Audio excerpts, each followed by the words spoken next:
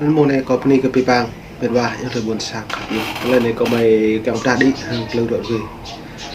cái ta buộc cái đoạn này là buồn sang ta cả anh đi đắk lắc ta thắng cả anh đi cái con tôm tí màu lu rồi lấy là nặng buồn sang tạm được rồi bự bây giờ tôi ngại mặn sạt giờ nó mệt vả cắt lời này hiếm bạn cắt thằng em chính nó như lu có bị bằng có mày bố cái dòng tề bị mà phục tà ra lại cắt lời đoạn về ra lại thì nhiều lệ hiếm bạn vợ được kỳ ngạn bị cái hẹp cái bố đoàn cái bố đứt như lại giờ này lại pi bằng phật bị cái con tô hắn đi hiếm bạn lại cái gì thằng bố đây cái tô hắn đi hiếm bạn cái gì thầu phật mạ lại cái con phải hẹp đốt như này mấy đồ của Việt Nam mới thâu như này nhận là một nào mấy cái lạ sang độ mấy đồng lớn như này và như hẹp tôi nhiều ta là bình luận ở nhà hàng của mình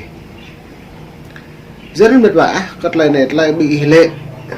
anh ta lại này mới thâu bây giờ nạp buồn sang là phun lượt nạp tạp hết rồi nhưng phải hẹp sẽ này nhô nó lại trình tổ mạng rõ bằng sát bữa ta bằng huyền bữa ta bằng tinh xem như có mình mà hả cất lời nhập hẹp nó lại tụ do cả đã buồn sang như bố mà cứ chấp cả đã vẽ nhá mà chấp sam tàn được rồi nó lại mày đúng ở sắp lời đoạn về nó lại bây giờ mày keng và đi và mày bố bây giờ mày cờ về lên mày hẹp nó lại mày mo làm lên mày mo video mày mặn mày chi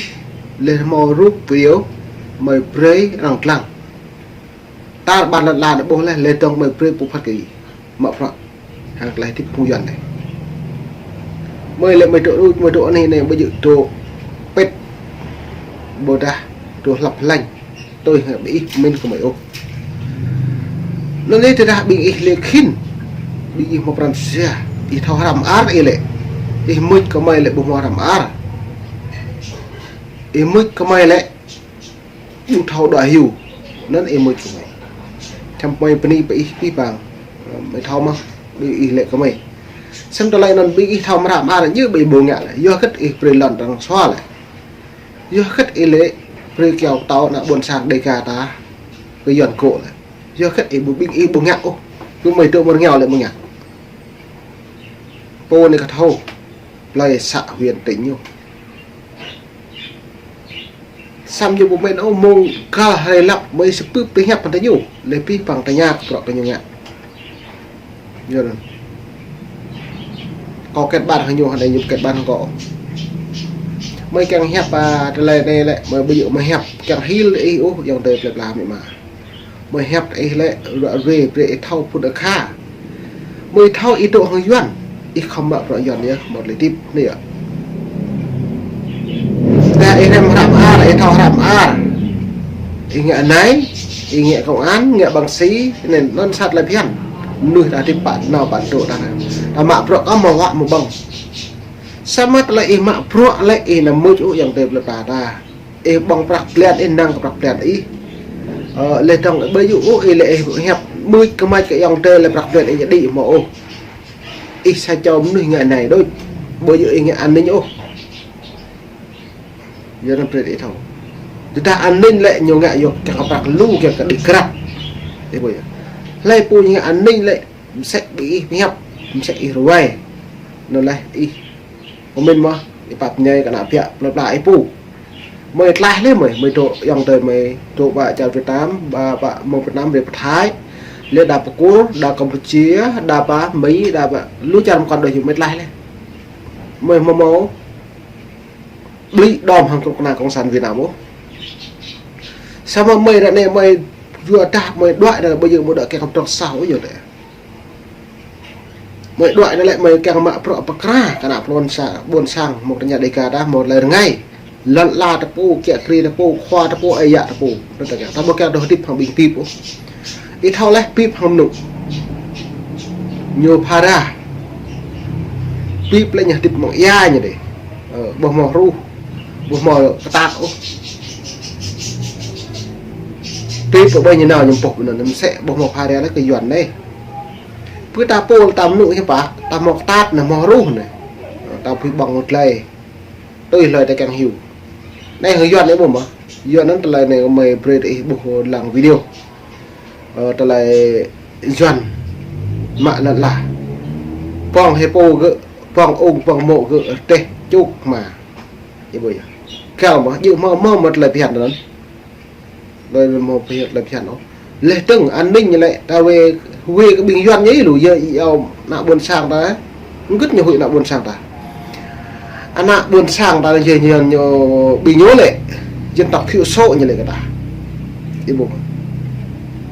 xem dân tộc thiểu số do cất lại nhiều về ta nhiều bộ bị bình doan nhấy lù do cất nhiều hội cả ta thâu mà như thế nhiều thâu do hội ta do ta nhiều thâu ta lần là ta bố mà về ta bố kéo tàu ta bố ấy dạ ta bố do nó nhớ nhiều về ta bây giờ nhiều về hiểu trong bây giờ nhiều về ta lại tang bật đà khơi ô nhiều về lại vậy một phút một lần nhiều về lại nhiều hội im trả đi cái pít bằng pro thì như ngã sát pro như xị lần la pro như prai nó lại la pro như luôn tạt lấy tiếp là như ngã giờ nó nhiều về cái đã nó ta lên này mày pre thì làm video còn pít bằng rẻ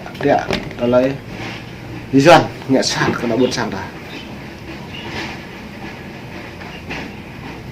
nó ít lần là rụt lần này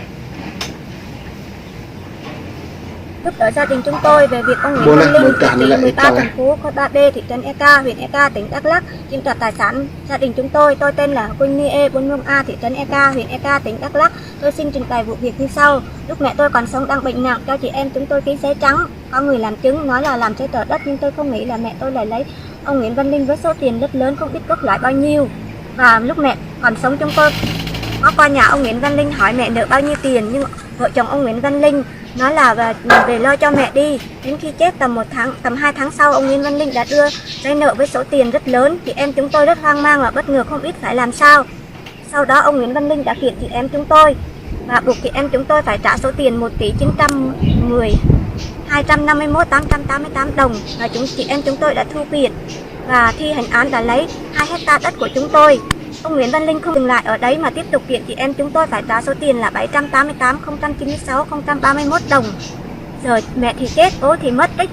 Rồi chị em chúng tôi không biết phải làm sao. Gia đình ông Nguyễn Văn Linh ép chúng tôi đến đường cùng. Còn ông ngoại, bà ngoại già yếu của chúng tôi phải sống ở đâu nữa. Chúng tôi là người dân tộc thiểu số kém hiểu biết về pháp luật, nên gia đình ông Nguyễn Văn Linh đã lợi dụng vào việc đó để chiếm đoạt hết tài sản của chúng tôi. Chúng tôi là người dân tộc thiểu số sống một chỗ. Giờ gia đình ông Nguyễn Văn Linh chiếm đất ai của chúng tôi biết. Cộng sản thì vẫn mãi chỉ là cộng sản.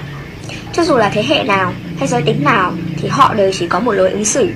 đó là dối trá, gian ngoa, xảo quyệt và bất chấp sự thật. Vì thế bất kỳ ai tin vào cộng sản, tin vào cái thứ gọi là phong kiến tra truyền con nối thì đều là thứ ảo vọng.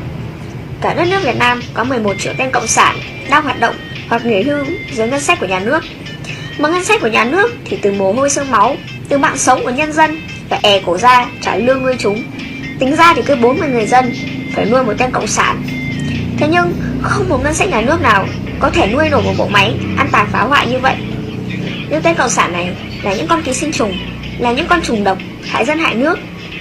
Đó là chưa kể đến người dân của chúng ta phải gánh chịu tình trạng quan liêu, sách nhiễu, hách dịch, vòi vĩnh, tham nhũng của một bộ phận không nhỏ trong số 11 triệu tên cộng sản này. Các bệnh mãn tính cộng sản nó xuất hiện ở mọi nơi, mọi lúc, mọi tình huống. Và ở đây, một lần nữa, tôi xin vạch trần sự man dợ dối trá, sự dối gạt lừa đảo của cộng sản. Sự gian trá ấy có thể làm cho tất cả mọi người kinh ngạc vì bản chất của cộng sản. Họ có thể làm những điều mà một người tử tế không thể nào làm được. Cộng sản bắt đầu bằng một kịch bản hoàn toàn giả tạo cho xã hội. Một số người thì tin là đúng, trở thành kẻ cuồng tín và mù quáng. Một số người thì bắt đầu lợi dụng để thủ lợi. Và còn có những kẻ phải bắt đầu đóng kịch để thích nghi hoặc hùa theo nó. Điều này thực chất đã xảy ra trong mọi nước cộng sản, cho đến khi Liên Xô và Đông Âu sụp đổ rồi tan rã. Chính cộng sản đã tạo nên sự chia rẽ, sự lừa dối nhau trong quan hệ con người. Trong xã hội lịch sử loài người, do chính quan niệm giả tạo không đúng sự thật khách quan trong lý thuyết của cộng sản. Điều đó tạo nên sự đau xót chung cho toàn xã hội.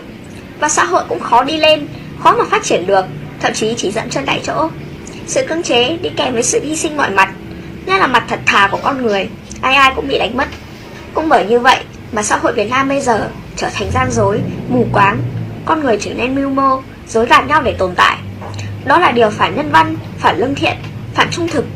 phản đạo đức, và có lẽ chỉ có con người sống và tôn thờ cộng sản mới có thể coi đó là điều bình thường. Bởi nó hoàn toàn trái lại mọi quy luật phát triển tự nhiên của lịch sử xã hội loài người. Từ đó nó tạo ra những cơ chế chính trị tuyệt đối độc đoán, độc tài, hoàn toàn thủ tiêu mọi yêu cầu về tự do dân chủ, đúng đắn của một con người cũng như toàn xã hội. Nó tạo nên một tâm lý giả dối mọi mặt, đóng kịch mọi mặt, cả cá nhân cũng như là xã hội, và đó không những là sự sai phạm mà là tội lỗi muôn đời của cộng sản.